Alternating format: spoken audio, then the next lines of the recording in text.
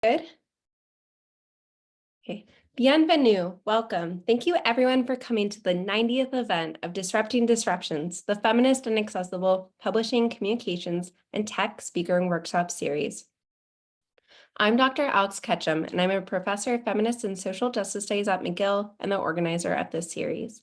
The Feminist and Accessible Publishing, Communications, and Technology Speaker and Workshop Series seeks to bring together scholars, creators, and people in industry working at the intersections of digital humanities, computer science, feminist studies, disability studies, communication studies, LGBTQ+ studies, history, and critical race theory. I'm so excited to welcome you all. So to begin, some notes on accessibility. As is the case with all of our hybrid and virtual events, we have CART captioning in English tonight provided by our captioner, Tori. Thank you, Tori.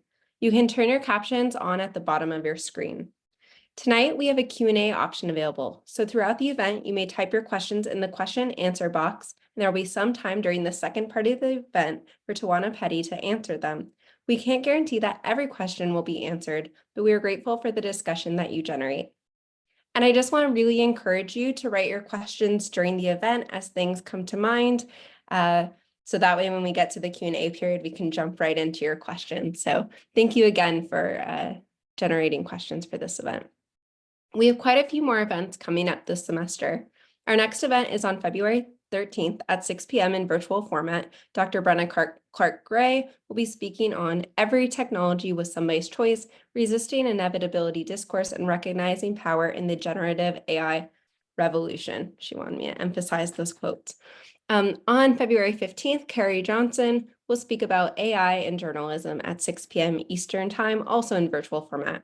You can find our full schedule as well as video recordings of our past events at disruptingdisruptions.com. So that's the redirect URL, disruptingdisruptions.com. The other URL is way too long to remember. You can also find our list of sponsors, including Shirk, Milieu, Rakef, and more.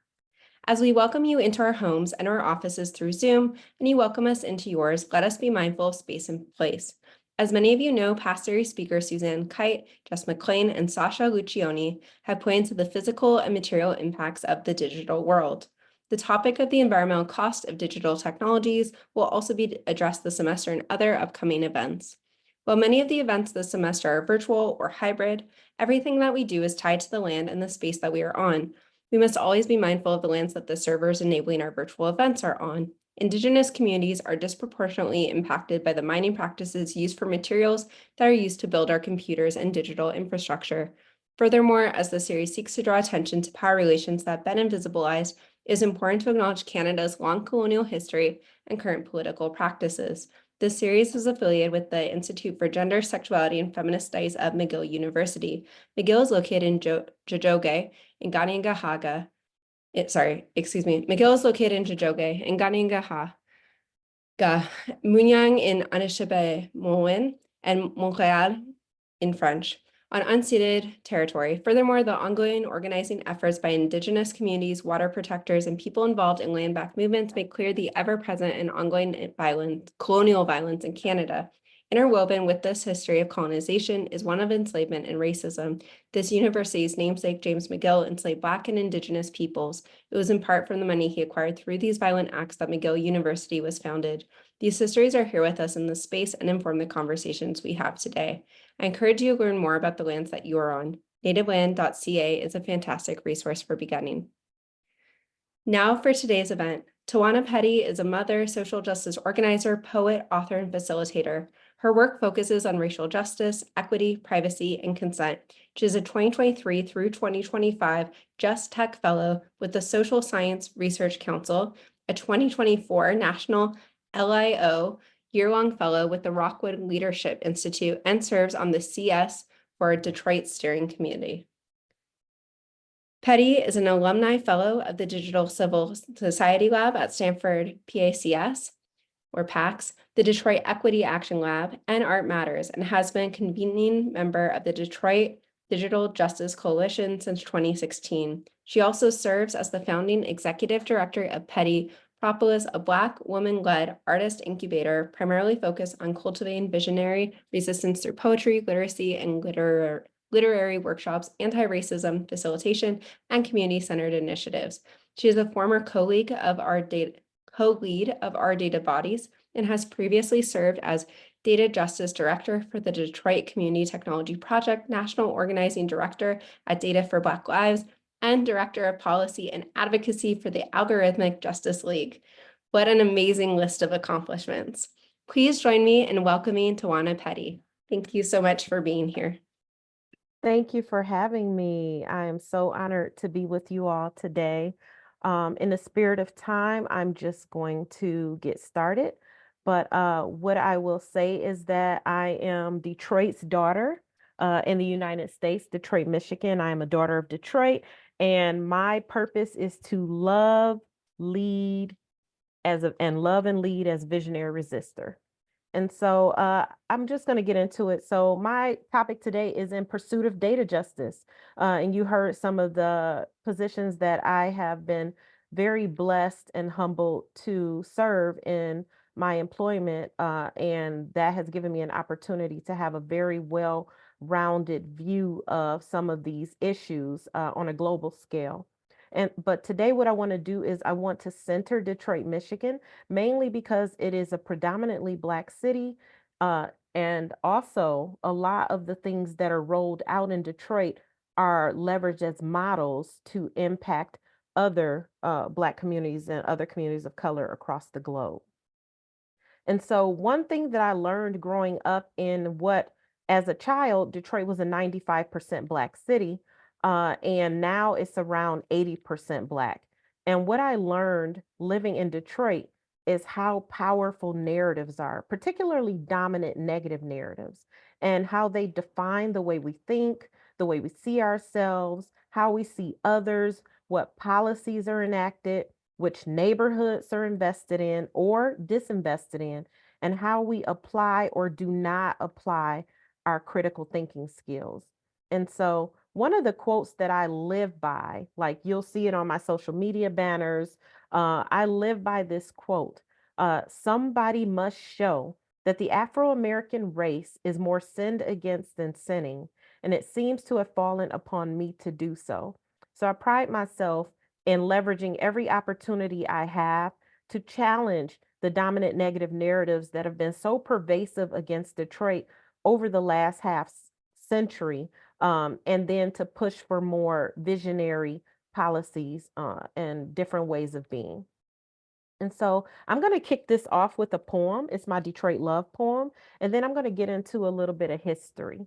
And so hopefully you all will be excited to join this journey with me. One sec, Tawana, were you wanting to share your slides? Because we can't see them right now. Oh, wow. Yes, I am. I thought I was. No worries. Sorry to interrupt the poem. No, that whole time I thought I was sharing. So, okay. Apologies. Okay. You know what? Living on Zoom is not exactly, forgive me for that. So this poem is called Detroit Love, and I'm just going to get into it.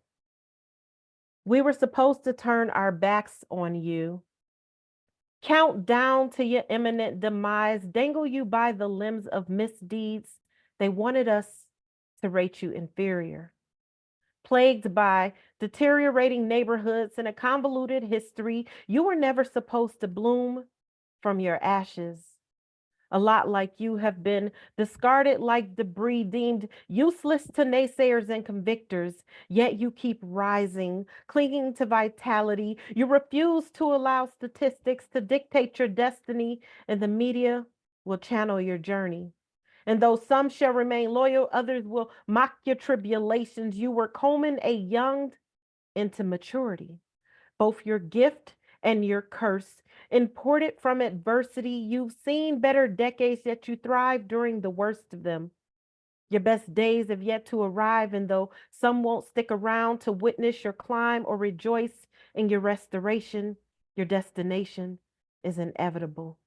You've been on the bottom much longer than most, and the bridges you'll journey won't be easy to coast, but you will make it and bring warriors with you, armed with devotion. They will defend your dignity and honor your namesake. You are Detroit, the road to progression, the mirror image of endurance, and you hold the key to taking back our democracy. And so I like to share that poem with you because growing up in Detroit, as I mentioned, for all of my life, I am 47 years old. So my entire life, Detroit has suffered under a very pervasive, dominant, negative narrative. And that has impacted not only the way that I saw Detroit coming up, but the way a lot of people see Detroit coming up, the way that policies are enacted upon Detroit. And so I want to talk to you about systematic racism, right? It's strategic, it's calculated, and it's continuous. And so, one example of that calculated racism that is leveraged through narrative is there's a film from 1977. So, I was born in 1976, and this film is called Kentucky Fried Move, A Fistful of Yen, and there's a scene called Take Him to Detroit. And so in this scene, this person who was like a warlord, he is enacting these punishments upon people who he considers to be his enemies. And the punishment that is considered the worst out of all the punishments that can be enacted is to take a person to Detroit. And this person is dragged out kicking and screaming. And so this is supposed to be a joke. It's supposed to be like a spoof joke movie. But I want you to think about like when these things happen year after year after year, what type of narrative and impact that has on Detroit. So that's 1977. And so I want to move you to an article that was in Smart Cities Dive in 2007. And the article said, "Is it time to change the narrative about Detroit?" And so in this article, Cade Benfield, he said this very succinctly. He said, "The standard narrative for Detroit has been about a bankrupt, vacant, decaying, post-industrial wasteland, an environmental, social, and economic disaster. Detroit has been the quintessential shrinking city, the poster child for everything that has gone wrong with the post-industrial Midwest." And so there, Cade was asking the question, is it time to change the narrative? Because at this point, people wanted to invest in Detroit, businesses wanted to come to Detroit, but they were realizing that a lot of folks didn't want to bring their business here because such a number had been done on Detroit's narrative over the years, and they couldn't figure out why anyone would want to make those investments. So they wanted to try to make a shift. 2013, National Geographic. Tough, cheap, and real, Detroit is cool again. And so this was after the bankruptcy, where now National Geographic did this huge series on Detroit. And this was the title of that series, Tough, Cheap, and Real. So I want you to think about the impact that has on people who live in Detroit, who are born and raised in Detroit, young people coming up in Detroit. 2014, Paige Williams wrote an article titled Drop Dead Detroit. And this was about the late L. Brooks Patterson, who was an Oakland County executive for many decades. And he leveraged a lot of political power over the city of Detroit, what types of investments, whether transit was invested in, and a lot of just political will over the city. And so some of the things that he said in that interview that was had with him was, anytime I talk about Detroit, it will not be positive. Therefore, I am called a Detroit basher. The truth hurts, you know. I used to say to my kids, first of all, there's no reason for you to go to Detroit. We've got restaurants out here. They don't even have movie theaters in Detroit, not one. And then he went on when he was asked more about Detroit. He said, I can't imagine finding something in Detroit that we don't have in spades here, except for live sports. We don't have baseball, football. For that, fine, get in and get out. And then when asked how we might fix our financial problems, he said, I made a prediction a long time ago, and it's come to pass. What we're going to do is turn Detroit into an Indian reservation where we herd all the Indians into the city, build a fence around it, and then throw in the blankets and corn. And so, this is these are very racist comments, not just leveraged against indigenous community, but also Detroiters. And so this was not just an everyday person who was spitting racial epithets. This is a person who wielded a lot of political power over the city, and even in his death, still continues to wield. His county still continues to wield political power over the city. So I talked about systematic racism. Let's talk about systemic and structural racism, which are inequalities rooted in a system-wide operation of a society.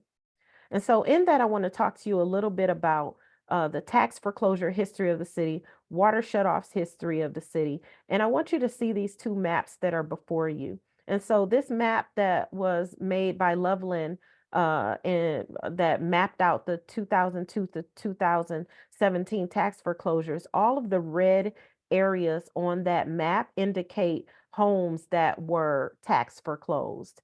And something I also want to name is that we learned just a couple years ago that over $600 million worth of those tax foreclosures were done unjustly, that the homes were mistaxed and overtaxed. And a lot of those people lost their homes and they should not have lost their homes. And so you'll look, and that has not been rectified. In addition to that, you will see this water shutoff map that was made by We the People of Detroit Research Collective, and you will see that all the purple areas, light and dark, indicate communities whose homes suffered a water shutoff, and in a lot of instances suffered tax foreclosures because of those water shutoffs. And this map was created in 2014. So I want to move on to spatial racism and digital redlining. If you look at this map, this was made by Detroitography, and the source was the FCC in 2014.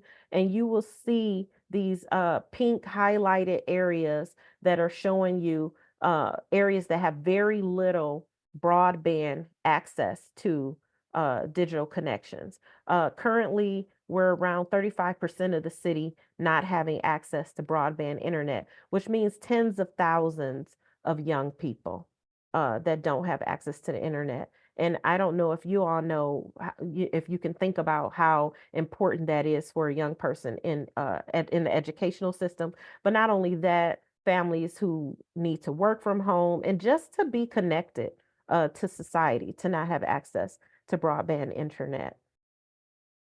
And then I want to move on to talk to you all about this idea of smart cities. Digit magazine had an article that in 2014 that talked about smart cities and the imagined objectivity of data. And what they talked about is the way that smart cities are being developed in particular cities, especially are turning into a sort of panopticon, where it's kind of like, if you see in this image, it's like where, you know, everybody in a peripheral is being watched and monitored and surveilled, but you can't really tell who's doing the observing.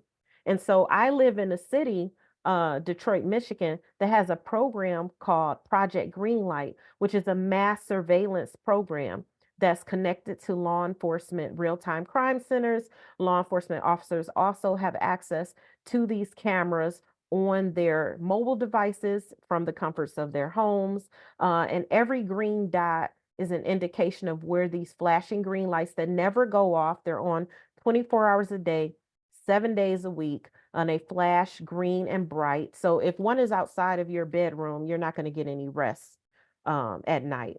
But these flashing green lights monitor these areas of the city 24 hours a day, 7 days a week. And they're also connected to facial recognition technology. And so let's connect the dots a bit. I talked to you all about the water shutoffs. I talked to you all about the tax foreclosures. I talked to you all about the lack of broadband access. And now I want you to look at the Project Greenlight map of surveillance. And you will see that these same areas that are blanketed with these quality of life issues are hyper surveilled. So what happens when you hyper surveil a community? You end up with misidentifications, especially when you're leveraging facial recognition. You may have heard the story of Robert Williams, who is a father who doesn't even live in Detroit, but he was misidentified leveraging facial recognition because a store in Detroit was robbed of watches, a Shinola store. And because every person in the state of Michigan who has taken a state ID or a driver's license is in a facial recognition database since 1999, which we didn't learn that until a few years ago. Your ID is in that database. You are a part of that perpetual lineup when they're looking for someone who may have committed a crime. And so Robert Williams was arrested in his suburban home outside of Detroit um, as he was entering his home. And so you also have Portia Woodruff, who recently was 8 months pregnant, who was arrested for carjacking. When the police came to her home and asked her, was she a part of a carjacking? She said, "I'm 8 months pregnant." Did the person who identified, who named the person, did they say that this person is 8 months pregnant? And although common sense should have kicked in, it did not. So they incarcerated her and put her and her baby at risk. Michael Oliver was arrested because a cell phone was snatched out of an educator's hand and broken. He was not the person who snatched that cell phone. He ended up incarcerated. He lost his job. He lost his house. He lost his car. And then Lamia Robinson, who this isn't directly connected to Detroit, but she's a young person from a suburb outside of Detroit who went skating, who was dropped off one evening to a skating rink by her parents. At the skating rink, they were taking temperatures with the cameras, with the camera thermometers. What she didn't realize was that they were using facial recognition technology. She was misidentified as a young person who had a fight at the skating rink earlier in the year, and she was put out into the street at night without supervision. And so these are just some of the instances of misidentification cases when you're living in a hyper surveilled data extracted community without centering racial equity and having care and concern about the impacts of those technologies. And I'll also say that Detroit currently boasts 50% of the known misidentification cases by law enforcement using facial recognition technology. So here are some other examples of the impacts of the mass data extraction and under-resourcing communities and quality of life issues, and how the overcorrections by legislators who have internalized dominant negative narratives about predominantly Black communities, how they end up issuing policies that do not address the issues at hand, but that further criminalize and hyper surveil those communities. So we're dealing with cell phone tracking.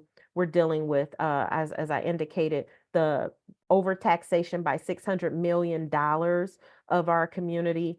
In a predominantly white community, those are not things that would stand. There would be immediate, I feel safe to say that there would be immediate resolution to a circumstance like that. And then we had the former police chief in the city admit that 96% of the time the technology misidentifies, but that they have advocates who try to catch that and make the correction. But what we've learned is that it has not helped, and that communities are still being misidentified.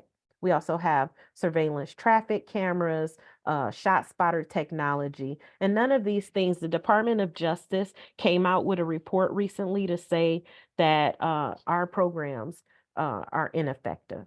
And so that is has not, unfortunately, stopped our Detroit City Council from investing millions and millions of dollars into these technologies despite the evidence.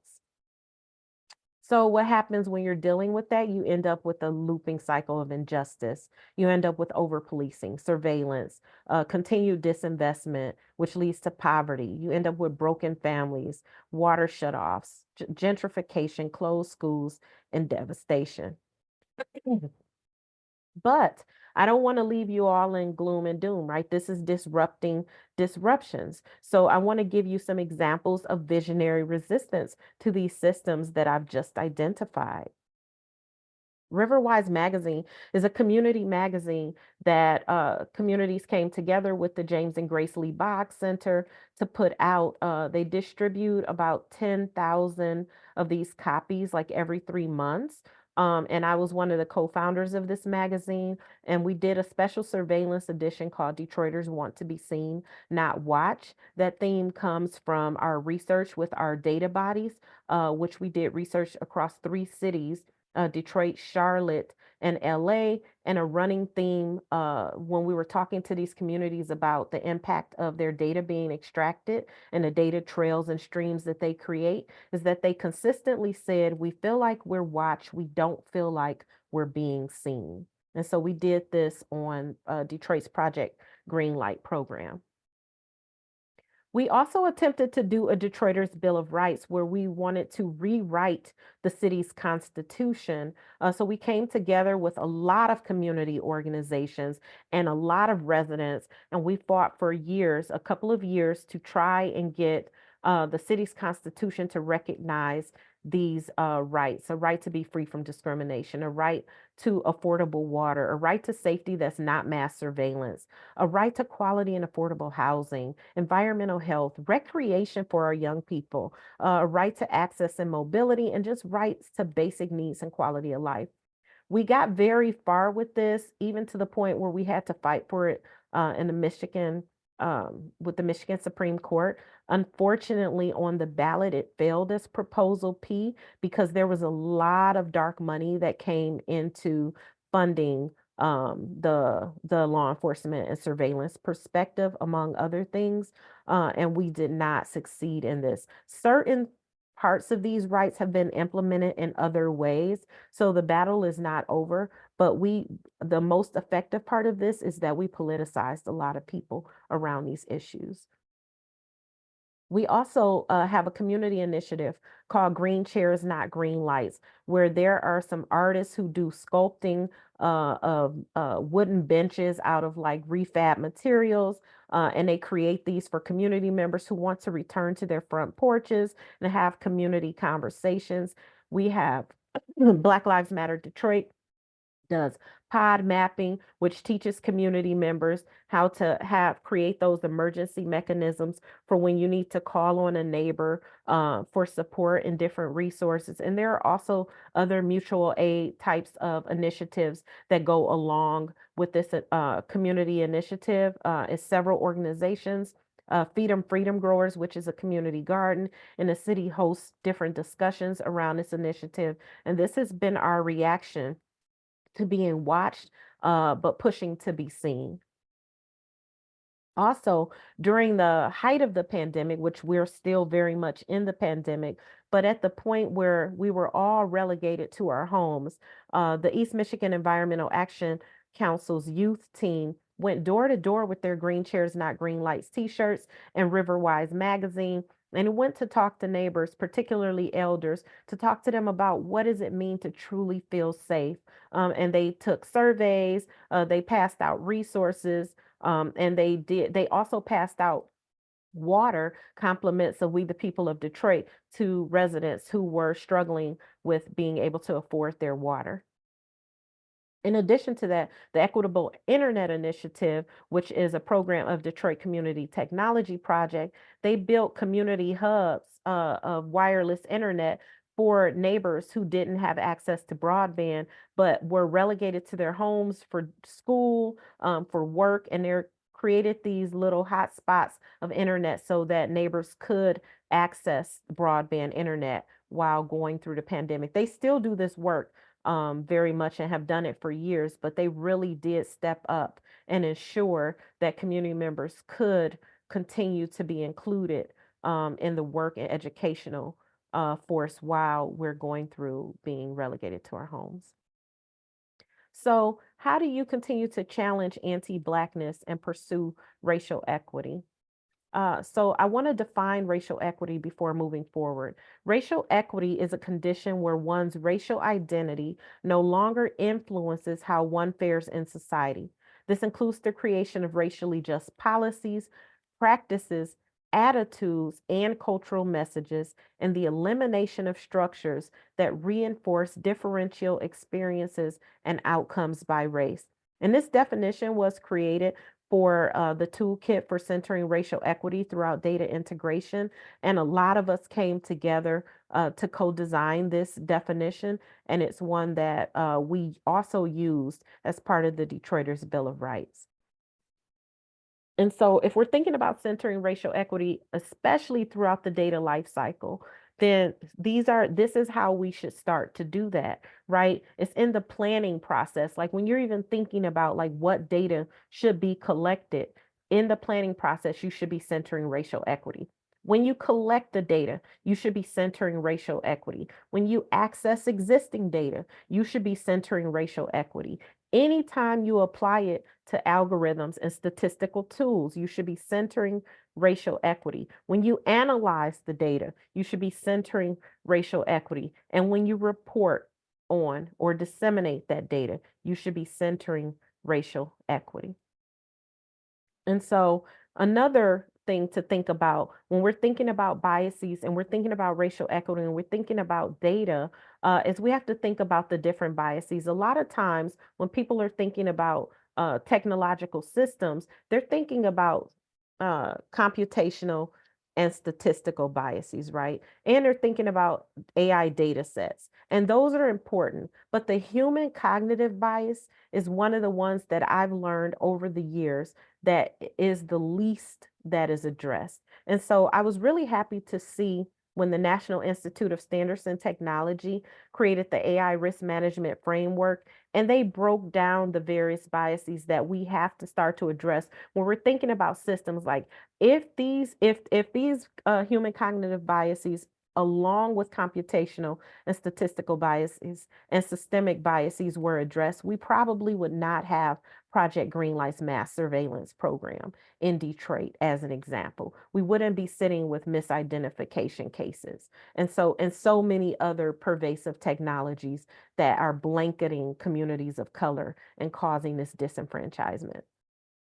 And so some principles to consider. I'm very proud of what the Blueprint for AI Bill of Rights that came out of the White House as a starting point, right? It's not a regulation, but similar to the framework that NIST provided, we should be internalizing the principles that are in the Blueprint for AI Bill of Rights.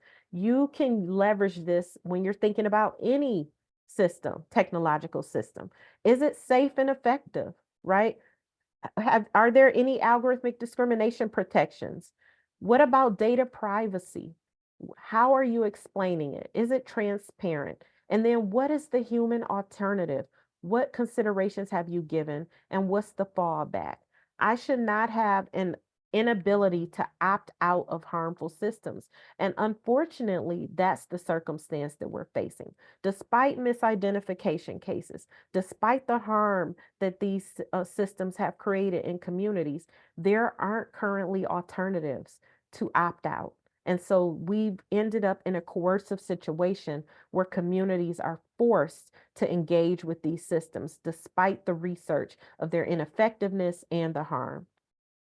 And so if we decide to internalize those principles, if we follow and address those biases, if we think about the ways that communities have been resisting in visionary ways, then we can move from the looping cycle of injustice to a path towards justice. Instead of mass surveillance in our communities, we're thinking of well-lit streets. Instead of over-policing, we're thinking of safety teams.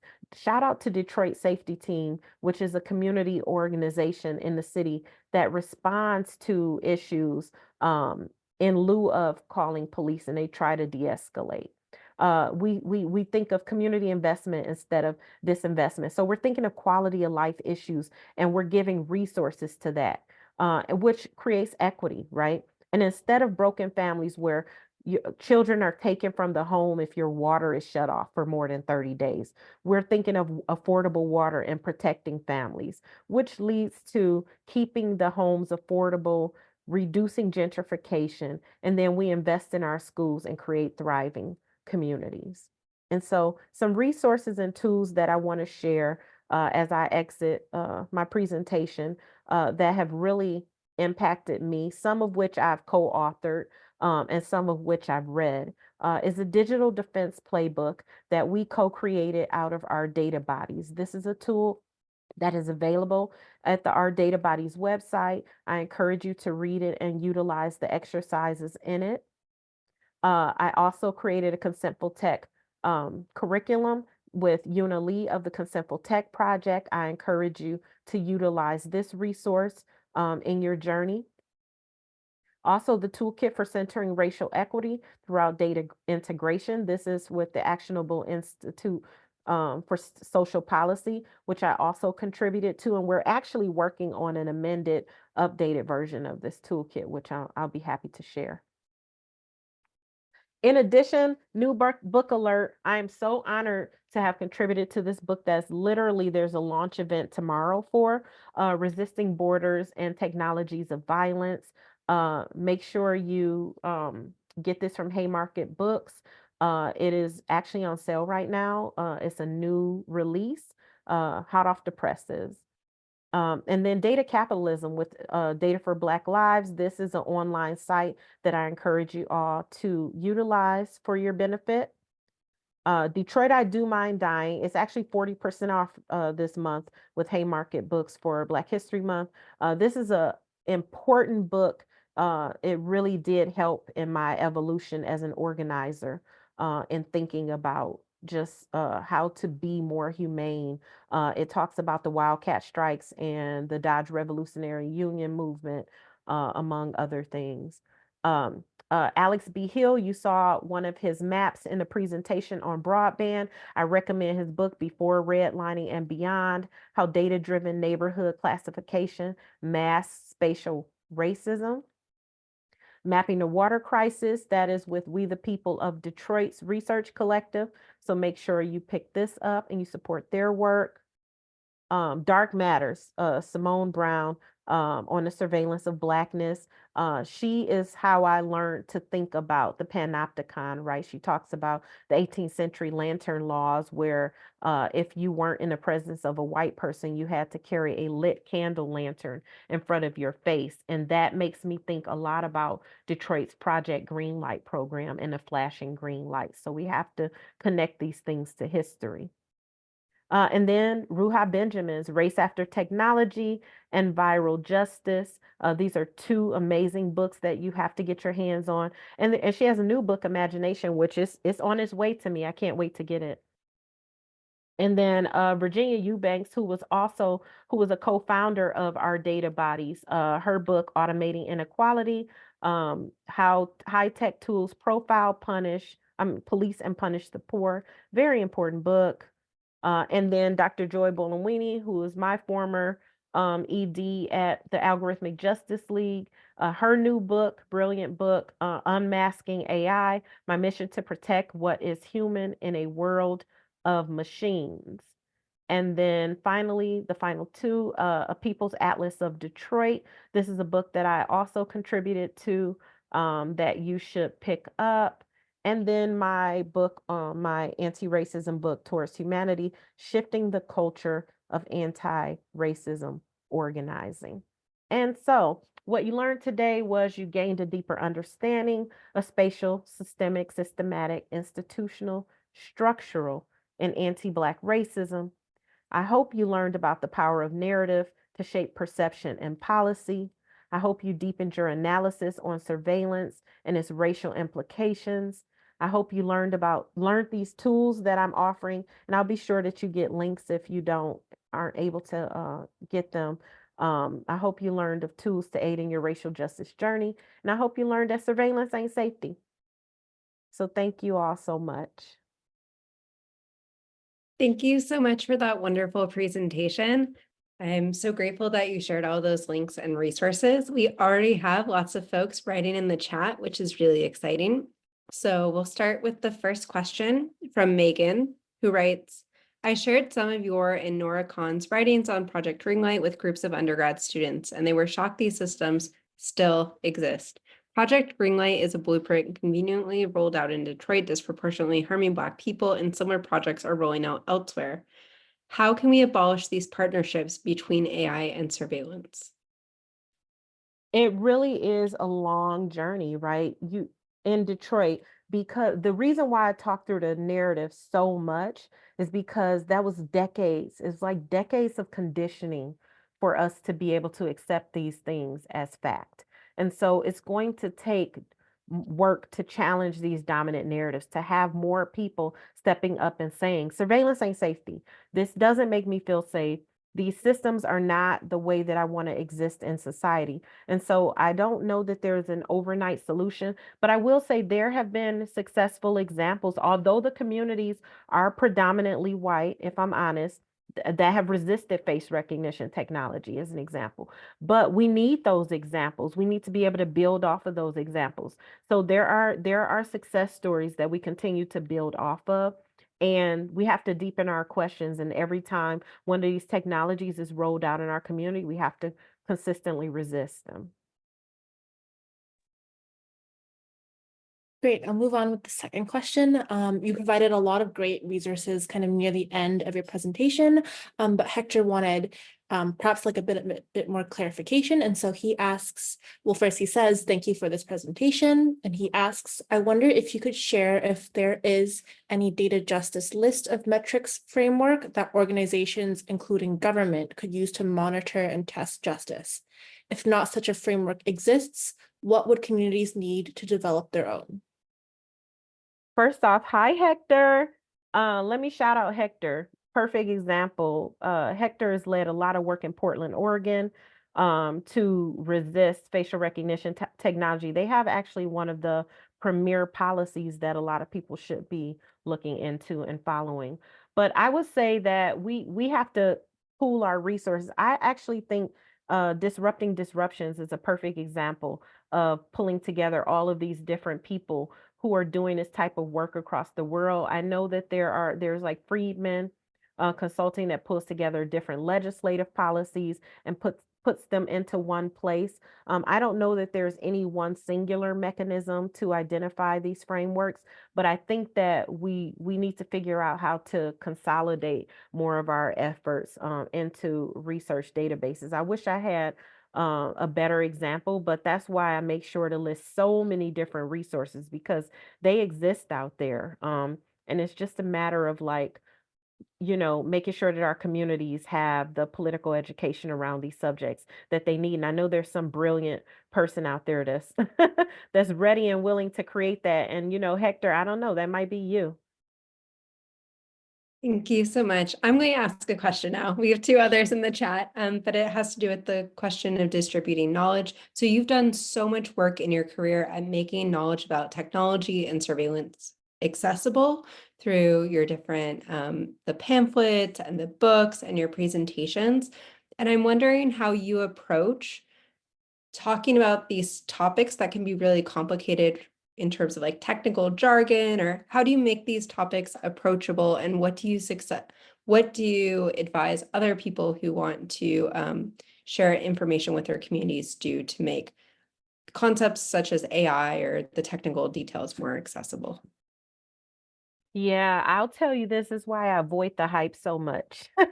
Because if I remind myself every day that these data points are people, then I don't get lost in that. And so I'm always thinking about which communities are impacted, how communities are responding. And I don't get so much lost in like the technical language. Like, there was some that I use like statistical computational because I recognize we have a wide audience that's listening. And some people are much more technical in their thinking. But at the end of the day, I'm always reminding people that these are people we're talking about. When we're talking about data points, a lot of times it's tens of thousands, hundreds of thousands of people. And so I use maps and I use stories and I use images and pictures.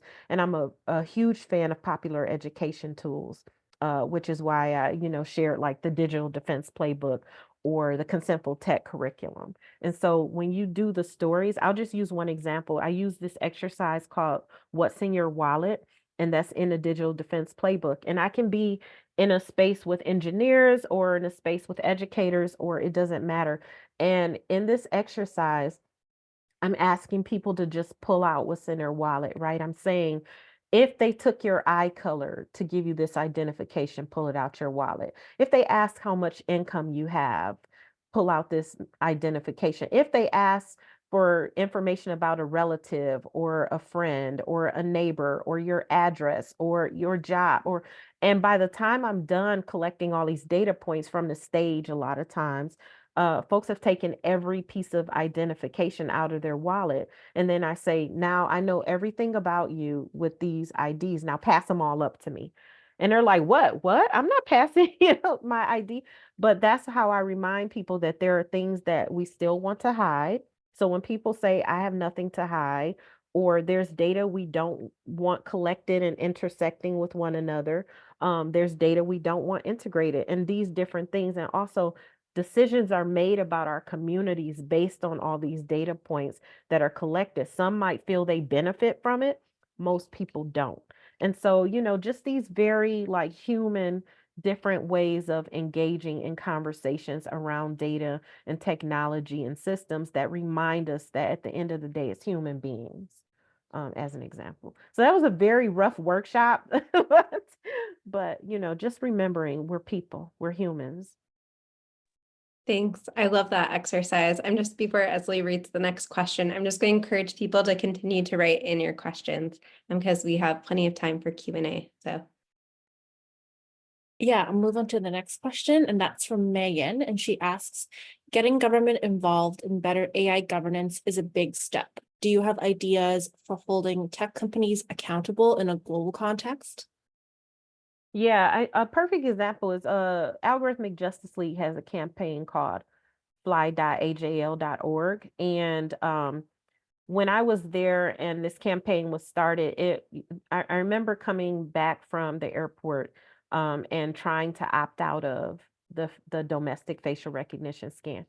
And knowing that I had just heard commercials and read policies that said you could opt out, but I was told by the TSA agent, you can't opt out of it. Like they really made it hard for me. And I came back to AJL. I'm like, I can't believe that they're saying you can opt out and they didn't want me to opt out, etc. So AJL started this campaign, and like a senator got involved, and people all across the world have been sending their stories in about like whether or not they were able to opt out of the facial recognition scan. But not only that, it put pressure on TSA to put signage up. So now there are signs in a lot of airports that say you can opt out of this. And the last several times that I've tried since that happened a year ago, they've said no problem. I said, I'd rather not scan my face. And they said, no problem. So that's a whole different, it took a lot of resistance. And this is something that people can do all over. You don't have to just do this domestically. You can say, um, I read that there's a policy that allows me to opt out of this face recognition scan. And the reason it's important to opt out when it's not hasn't been created as a mandatory policy is because they have a narrative that everyone just wants to do it. Like, oh, we don't have any resistance to this. So then they spread it like wildfire because they don't have a lot of people that are saying, I don't want this. And so that's one of the ways you change policy is by resisting, by saying no. And then involving your different federal, state, and local legislators into the dynamic to, try out like that senator who went through TSA and tried to opt out, and they tried to give him a hard time. So he had that experience for himself and then was able to advocate for policy as an example. thank you. Our next question comes from an anonymous attendee who thanks you for your presentation and then writes, can you please speak a bit about investment and gentrification? Specifically, how do you encourage investment into neighborhoods and communities while guaranteeing the benefits won't just be taken away from the people who need them? There's a big one. I don't have any guarantees on this, but it really does, like, we have to deepen our questions, right? There's an example in the city in Detroit right now where, there's a particular area that's being heavily invested in, like electric highways for electric cars and different things. And on the surface, that looks like a positive investment. But when you think about a city where the median household income is $35,000 a year, 35% of the residents don't have access to broadband. massive water shutoffs and water affordability issues, et cetera. Those types of investments, and not to mention a high rise that they just cut the ribbon on yesterday that has $4,000 per month, one bedroom apartments, right? So you, things that are seen as investment that do not respond to the direct population that exists in the city have to be challenged, right? So residents who make on average 35 households that make on average $35,000 per year will not have access to any of those investments that I just named. And so we should champion investments in our community while also pushing back against investments that tell you clearly that it is not for residents who exist in the city. And so residents who exist in these cities, even when they're impoverished, they really do want to have the creativity and the ingenuity and the innovation, but not despite their not, in opposition to their humanity. And so, yeah, so I'm one of those people that I like to see new things, but if that new thing is going to marginalize 90% of the city, then it deserves a response. And so it starts with challenging those narratives and pushing back on those policies, and pushing for investment that responds to communities who exist in the city as they are. Great. And we also have another question from Devin, who wanted to also thank you for this presentation. And so they say that my partner and I formerly resided in St. Louis, Missouri, and witnessed many of these surveillance tools and how they were frequently used to target and disenfranchise Black-owned businesses in St. Louis. Currently, the city is using the same business planning teams and policies once used to revitalize, quote unquote, downtown Detroit. When there is such an invasive, performative, and targeted efforts in communities, how can data professionals participate as allies most effectively, especially where grassroots movements aren't present or necessarily at a point of organized maturity within the community to take action or engage on a political stage or level? Thank you, Devin. I appreciate that. And also I love St. Louis. I feel like it's like a sister city. But what I will say is this. I will say that the AI ethicists and technologists who have a heart for racial equity or equity, right? We need them.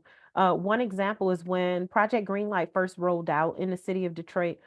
There were a lot of like well, not a lot, but a few ethicists and technologists and engineers and et cetera, and data experts who showed up at our Board of Police Commissioner meeting, our civilian oversight body, our city council meetings. They gave research and testimonies. So the voices, the education, the research, it should couple with the grassroots efforts. And that was a lot of the ways that I was able to advance my knowledge around the subjects, was being in touch with these professionals who then shared with me resources that I could take back to the community and then politicize them around the subject. So we really do need the voices of academics. We need the voices of technologists. We need the voices of anyone who's willing to use their talents and resources and research to provide that information to communities or directly to city government officials, so that we can challenge some of these policies that are racially unjust and inequitable. Thank you. It's more of a comment than a question, but I think we can also expand it to a question. So Paula writes, thank you for your presentation. I objected to undergoing facial recognition at a US airport, but they told me it was mandatory and not optional for non-US citizens. So I'm wondering if you can speak to the policy, but also maybe about even when people are empowered with knowledge about what is legal or mandatory, how there could maybe still be barriers to still preserving your rights and your ability to refuse when you're at a border or dealing with police or surveilling technologies and officers. Paula, I apologize if I'm mispronouncing your name.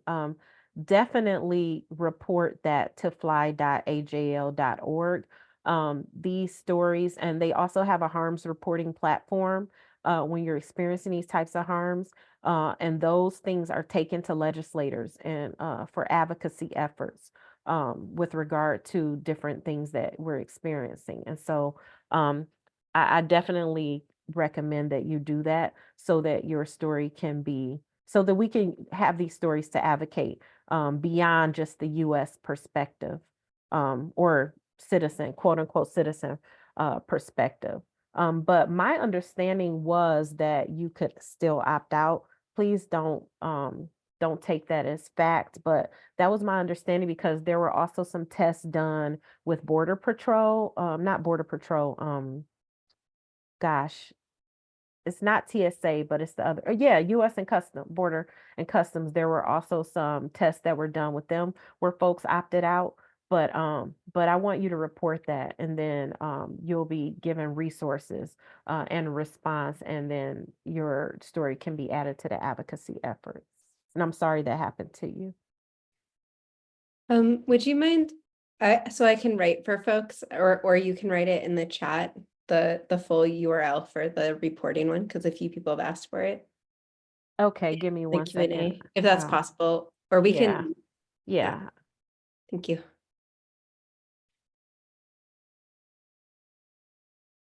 Pulling it up, but you can go Awesome. ahead with the next question. Okay, great. Also, Esley, did you want to ask your own question, or not to put you on the spot, but in case you did? I did actually have one. I was kind of wondering, kind of through the height of COVID, if you noticed kind of any changes, particularly to like the narratives in Detroit, but also surveillance, and if you've seen that kind of like shift in the past kind of 5 years as well. I'm sorry. Can you repeat that question? Yeah, I was wondering kind of at the height of COVID and after that, kind of the lasting effects of that, if you've seen any changes in the narratives around Detroit and also surveillance and perhaps like the different ways that they've kind of changed their tactics. Yeah, so they've had to respond to us. They can't just roll things out like they did before. When Project Greenlight and facial recognition technology was rolled out the first time, they didn't even bring it before the public.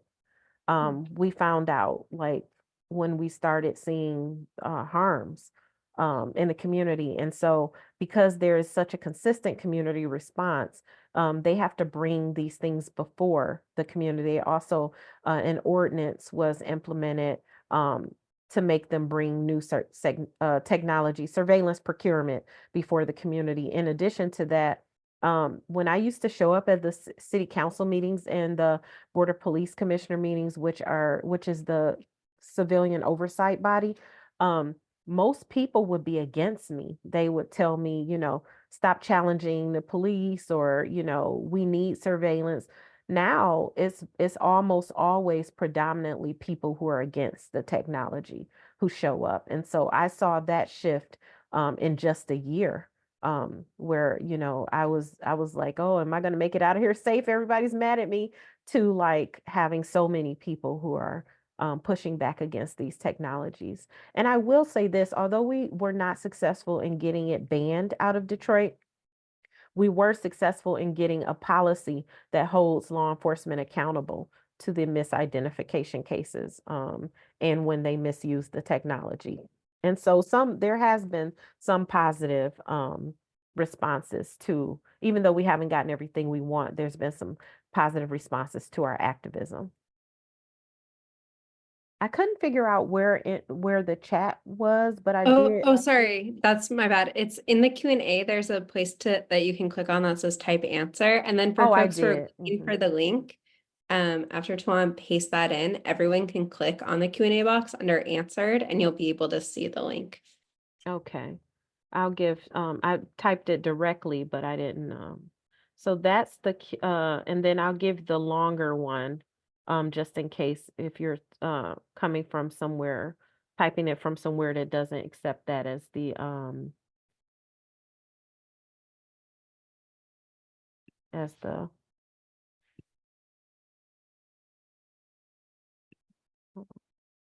okay. Go ahead to the next question.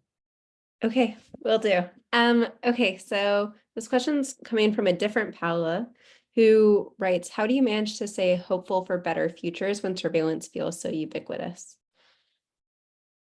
Because I know that there are so many people out there responding to this.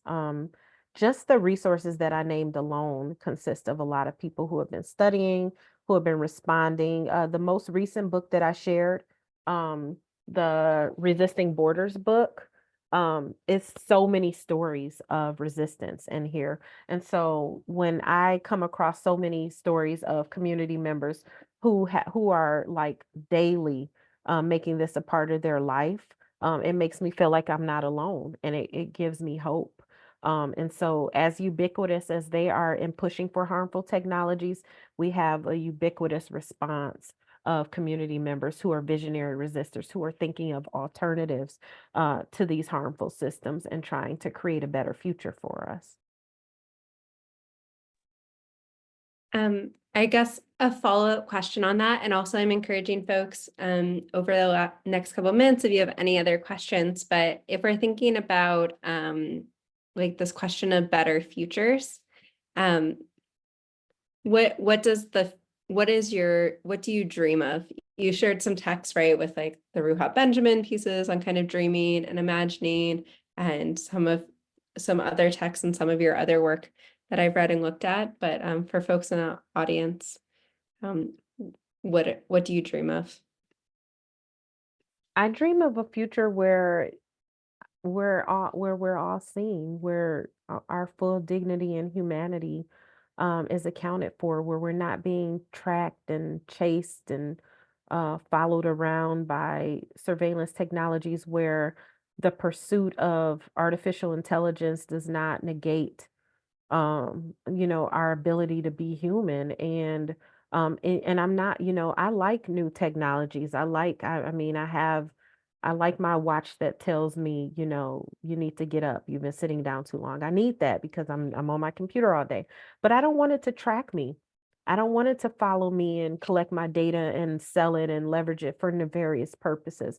And I feel like um my anxiety has been that it feels like people have kind of just, sunk to the idea that it just is what it is, that this is an inevitable future, that these are things that we have no say in. And I just don't have that as my, North Star. I feel like we do have an opportunity to create the future that we all deserve. And I just feel like, it's just going to take some time. We didn't get here overnight. We're not going to get out of this overnight, but I do believe in a future where we're seeing each other as full human beings, and a just future, where if we do leverage digital technologies, they're for the benefit of us and not for our detriment. And so, I believe in that future. I hope I'm here to see it. Um, but yeah, but that's what I dream of. I dream of a more humane society. I mean, that's such like a beautiful note where we could leave it at because there's hopefulness. But I'm just going to give folks another moment. If they have any final question, you could write typing in. So yeah, no. But Esley, did you have any other questions, or maybe you can tell us a little bit about, you have these fellowships this year and the other one that's going for the next 2 years, like what you're hoping to do like in your future projects. Yeah, so I leverage art a lot, mainly poetry. So I teach a lot of workshops called Poetry as Visionary Resistance. That's my series. And so I leverage that to teach you like the poetics of public comment, like making public comment for like city government meetings. And so one example is I used to be a slam poet, and in slam poetry slam competition, you have to have a 3 minute, a 2 minute, a 1 minute poem, and you really have to have that same mentality when you're going to a city government or a local government meeting, because they might tell you you only have a minute to get your point across. And so you have to be prepared for that. So I leverage poetry to teach about politics. I leverage poetry to get us to imagine a future that we deserve. I have an artist exhibition that I'm working on with a visual artist, and a sculptor and a few poets. I organize an artist festival and artist retreat, and I bring together herbalists and educators and technologists and poets and dancers, etc. Just to like you embody that future that I'm talking about, that we all deserve. And I also leverage opportunities to teach people that technology is not just digital technologies. There are technologies that we leverage for our benefit every day that are not connected to algorithms and databases. And so that's what I do in addition to my policy advocacy work and challenging surveillance systems. It's just, being an artist and loving it and encouraging everybody to be poetic in some regard. And so, yeah, so I'm on a mission to turn everybody into a poet. So join me. Well, that seems like a great mission, in addition to all of your other wonderful work. We haven't gotten any more questions or comments. People have shared their thanks. I really enjoyed the presentation as well, in addition to all the folks who have written in about how much this meant to them. Thank you so much for being here. And we'll also share that link also on our social media, the TSA scorecard stuff. Thank you so much again for your presentation. Thank you everyone who came to this event. It was lovely to have you here. If you have any friends who wish they had been here or they missed it, we will have the recording on our website within the next couple of days, disruptingdisruptions.com. Thank you again to our captioner for tonight. And thank you, Esley, for helping with the tech. And we hope we see you at future events. So thank you so much, everyone. Good night.